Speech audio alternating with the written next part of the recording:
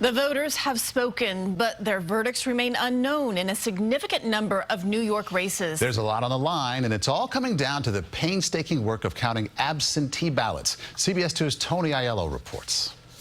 In the drab recesses of the Westchester Board of Elections, the vital work of democracy is done one absentee ballot at a time. Every legal ballot will count. That gets in here in a timely fashion will count. Absentees are literally stamped timely as they're sorted and verified. This absentee was set aside. A double check found the person who mailed it in also voted in person. That's the one they count.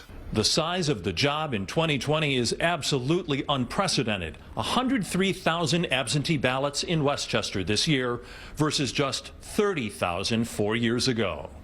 Absentees will decide many contests, including heated state Senate races in New York City, Nassau, Suffolk, and Westchester.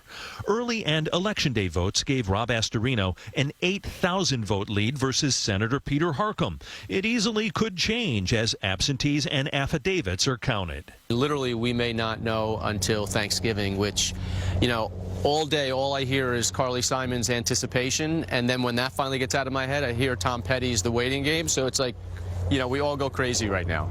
New York's most powerful woman knows that all too well.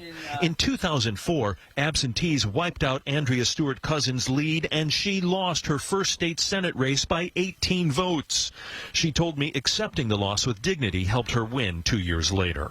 And when people see that you're not in a frenzy, that you're not screaming at your opponent, you're not tearing down the board of elections, it makes a difference, because at some point it talks about your character. Democrats and Republicans jointly supervise the process, working together so the will of the voters is honored. Tony Aiello, CBS 2 News.